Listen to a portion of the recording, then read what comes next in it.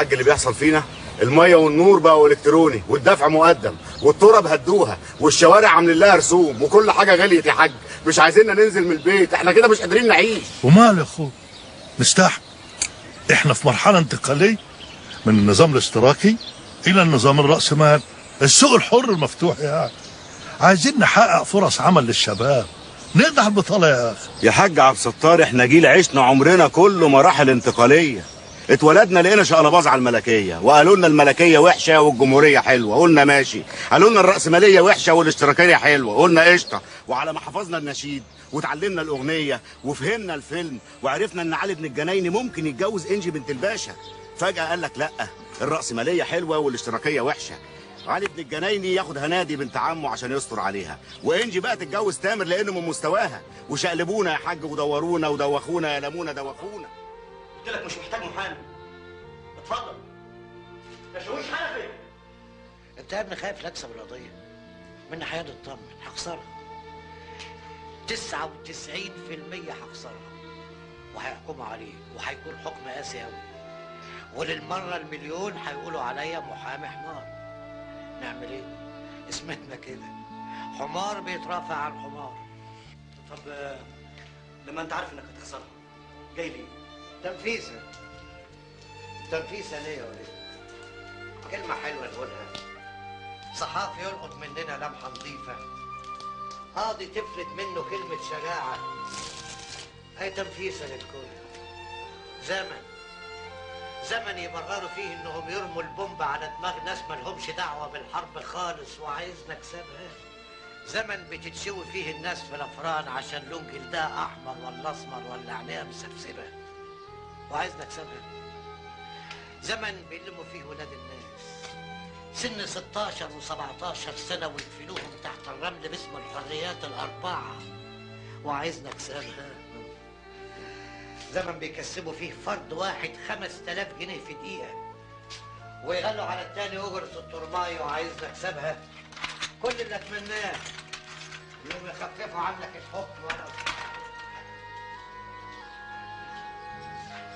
حكمت المحكمة حضوريا على المتهم إبراهيم عبد العظيم الشرقاوي بالسجن 15 عاما مع الشغل والنفاذ.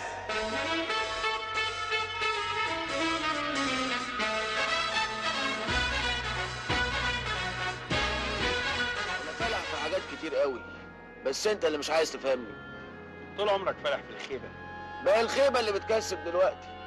صدقني عصر الشهادات والوظايف انتهى، ما بقاش ياكل عيش. يا سلام، امال ايه بقى اللي بياكل عيش يا فيلسوف؟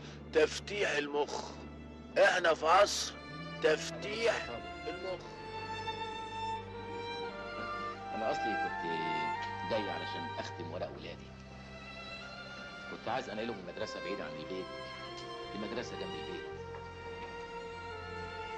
لكن ما دام المسائل وصلت لقطع الرقبه فاحنا كمان مطالبنا لازم توصل لمستوى قطع الرقبه.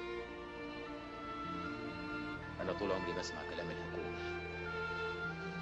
الحكومه دي واللي قبليها واللي قبليها، والحكومه جايه كمان هسمع كلامها.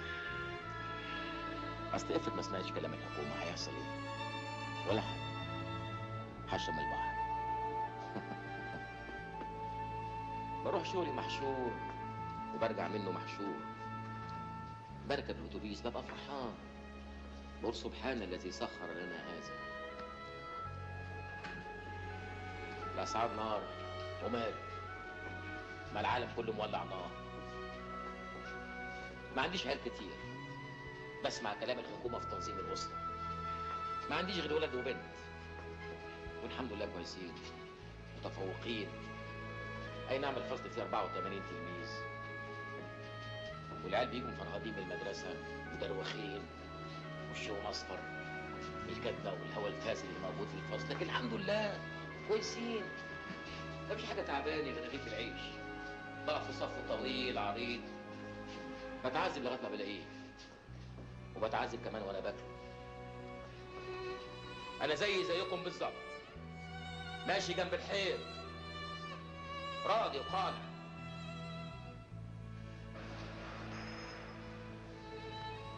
انا مش طالب من انسانيتي، مش عايز اتهان،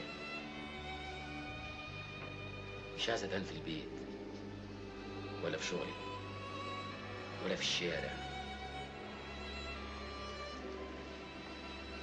بتهيألي دي مطالب لا يمكن ان اعاقب عليها ولا اوبخ ولا ألام. إنما إذا كانت المسألة وصلت لغاية قطع الرقبة، يا دي النيل عليا يا عبدو، كنت واقف جنبي دلوقتي يا ابني. يا عبدو ليه يا ابني؟ انت عارف ان انا لوحدي يا حبيبي. انت رحت فين؟ والنبي يا اخويا قطر بني سويف منين؟ مين يا عم؟ يمين كده. مين؟ ده طالع هنا اخويا والنبي. يا حاجه مرتي ضايعه بدور عليها، يلا بسرعه، يلا يا حاجه بسرعه، ايدك يا حاج.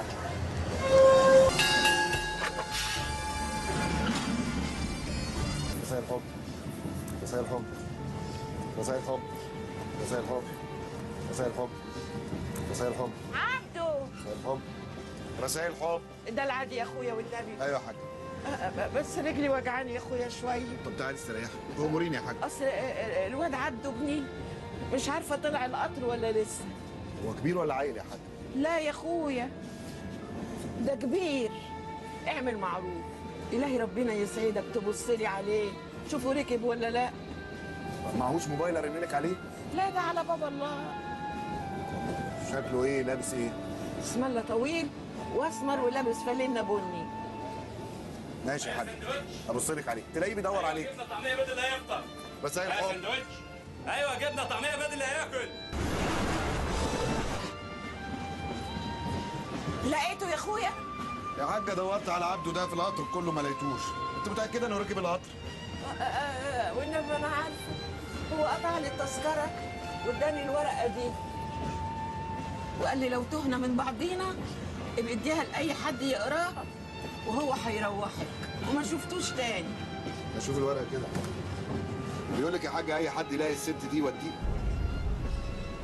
يوديني فين؟ يوديها البيت. البيت يا حاجه. يا حسره واحنا لينا بيت. انت متاكده يا امي انه ابنك اللي كتب الورقه دي؟ ايوه هو يا حبيبي اللي كاتبها. هو شغال ايه؟ هو على باب الله بيمسح السلالم ولا مؤاخذه بياخد الزباله من الشقق وربنا بيرزقه. وكنا قاعدين في مطرح مرتاحين، جه صاحب البيت طردنا عشان الاجره المكسوره. جات له شغلانه في بني سويف، قال لي يا امي تعالي معايا وربي هنا ربي هناك. قلت له حاضر يا اخويا. الوقت يظهر والنبي الوقت يظهر وهيروح فين يعني؟ اكلت يا امي؟ من صباحيه ربنا ما حطيتش حاجه في بطني. طب انا اجيب لك حاجه تفطري. لا معلش، اصل انا كنت هاكل مع الواد بس الوقت نفسي تسدد بقى.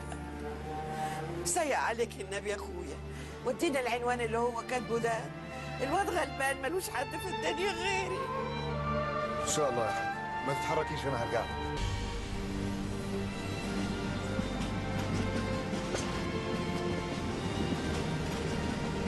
جاي حد يقول واحد شاي؟ جبت لك معايا اكل. ايه يا ابني بس؟ انا كنت هاكل مع الواد بس بقى نفسي تسدد دلوقتي. ما تخليك نرجعك معانا مصر. ما اعرفش اروح فين في مصر، ولا اعرف في البلد اللي القطر رايحها، ولا اعرف اروح هنا ولا اعرف اروح هنا. ليه يا عبدو؟ ليه يا ابني وجعت قلبي؟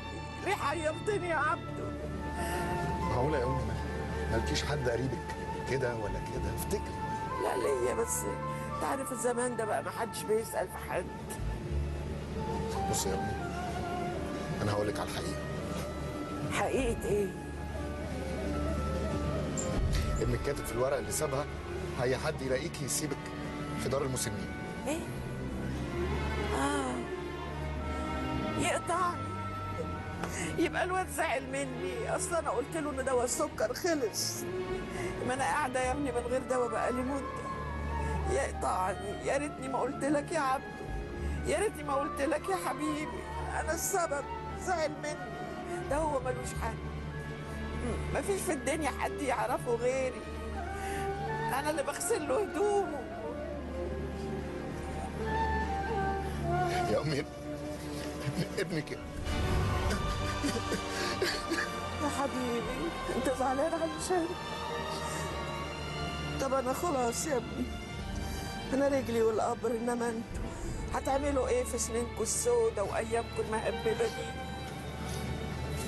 يا حبيبي لو عايز تخدمني يا حبيبي رجعني مصر. حاضر يا أم. هلف لفه وارجع لك. بس سيء عليك النبي، حياة شباب، يا رب ما تخض عليك. انت حقيقي ناوي ترجع ولا هتسيب لي ورقه زي عبده؟